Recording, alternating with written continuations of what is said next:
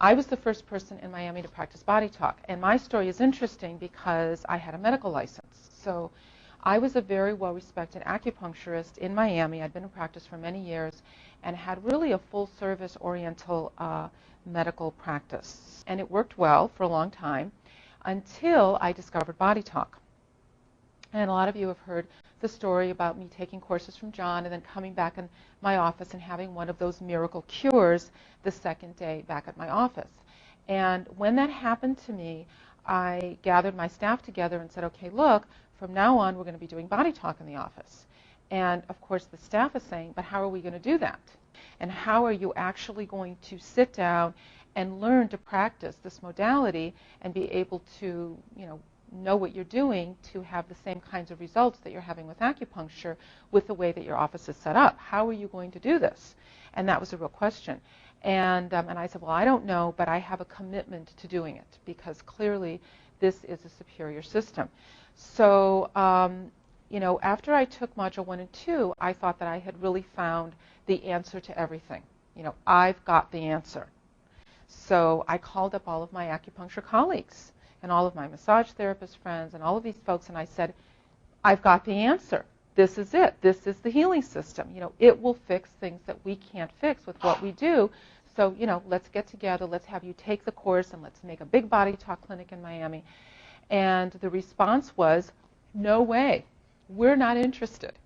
Because it's very hard for people, number one, to stop doing what they know how to do. It's very, very difficult.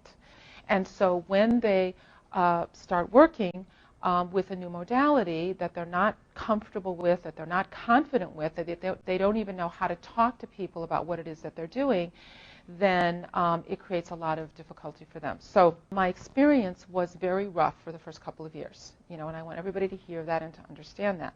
I was the first person in Miami to practice Body Talk, and when I was trying to explain to my clients why I was no longer going to do acupuncture on them, homeopathy on them, herbs on them, etc., they thought I had gone crazy.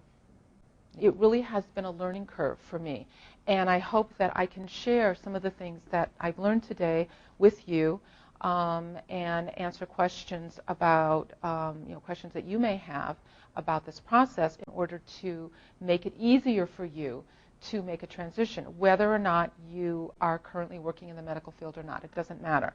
What matters is that you have a desire to establish a Body Talk practice. I think that's why everybody is here today. And I've heard some people say, well, I want a part-time practice, well, I want a full-time practice.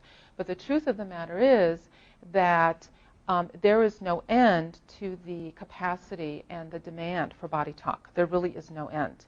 And I could probably work 7 days a week for the next 100 years and not satisfy all the demands on my time for Body Talk because the system works that well.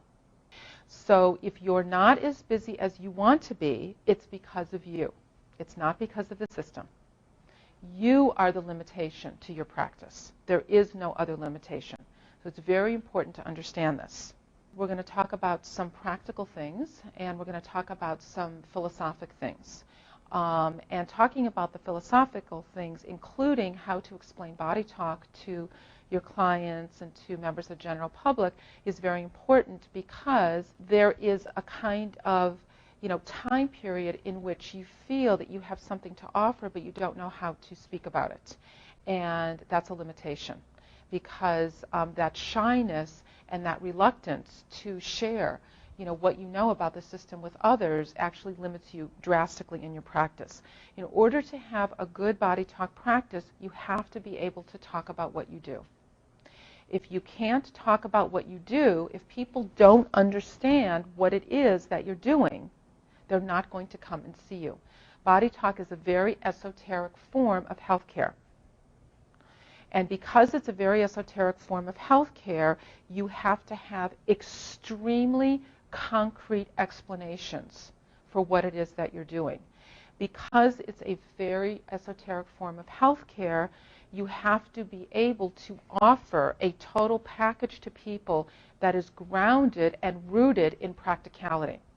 Sometimes we can't even explain what's happening in there to ourselves, let alone to anyone else. So because of that, it is extremely important to rely on the concrete terms that you can use, and on any kind of practical formations, practical explanations, practical applications that will make your clients feel comfortable.